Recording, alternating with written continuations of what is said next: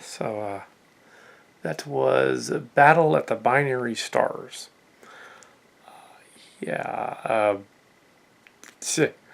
Well, now if I'm watching this, and I can tell you that I've seen some of the reviews of this episode. Now that I've seen the episode, yeah, there are elements that would have been confused for Axanar in the story. The Klingons are attacking the Federation, and it's the Battle of. Yeah. However, yeah, I could see CBS not wanting another version of that story and that time period and everything to exist at the same time as the one they wrote up on their Discovery episode. Although it's not called Axanar in the story, so but it clearly is supposed to be something similar. They don't even call it that, so I could say it's similar. Same time period, binary stars, that kind of thing. But not Axanar. Not, but it's kind of the same plot. Yeah. So this is the second episode of the show. It's the weird Dutch angles they're using, which I'm mocking here a little bit, not intentionally, is kind of distracting. The Burnham's, of course, in the brig for most of it, and the rest of the action's going on. There's a fight with the Federation, the Klingons. The Federation admiral ship shows up, and he's not an evil admiral. Apparently, he's a good admiral.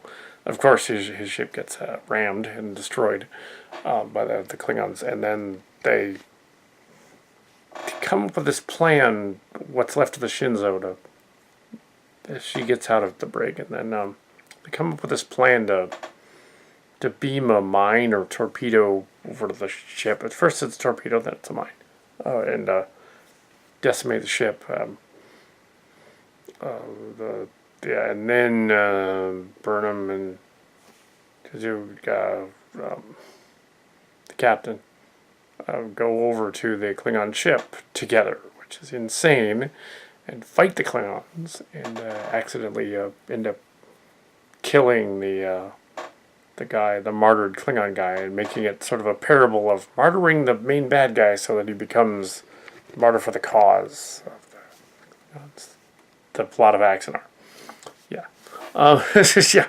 So, yeah, the fan film, they definitely did not want to confuse it with Discovery, although that said, the fan film clearly was that they were doing we're not connected to them in any way.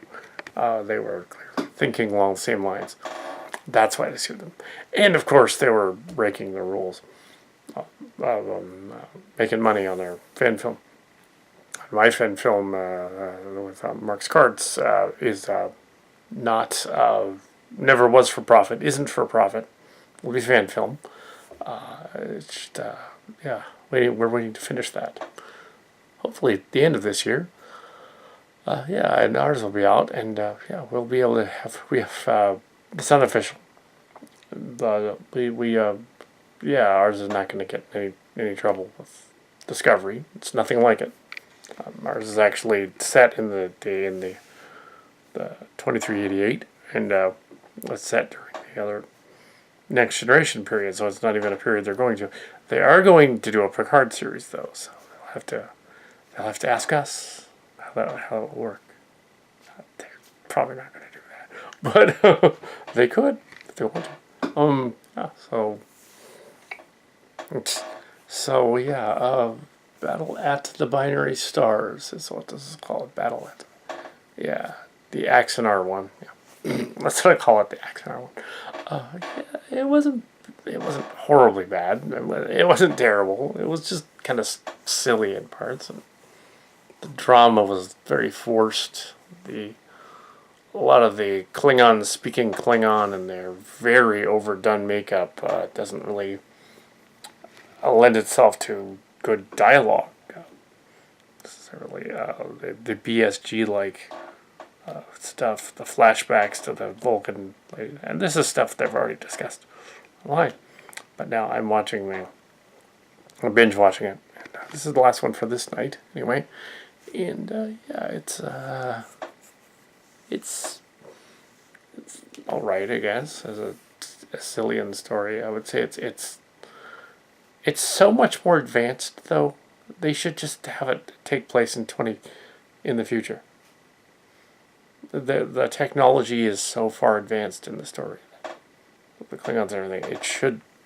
They claim that it's during the time of the prime timeline in 2256, but it's acting like it's 2390 all the way through the thing. 2394 or 5, which is what it would be now in TNG. It would be 31 years after the launch of the Enterprise D at this point.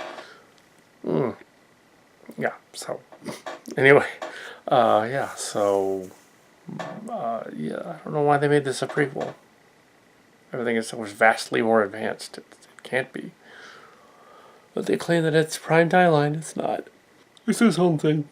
It's its own thing. So, yeah, Battle of the Binary Stars, Axanar.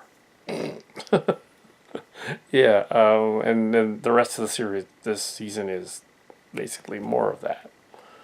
They could have just made a deal with those Axanar guys and said, okay, we want you to, we'll give you royalties. You can just write Discovery for us.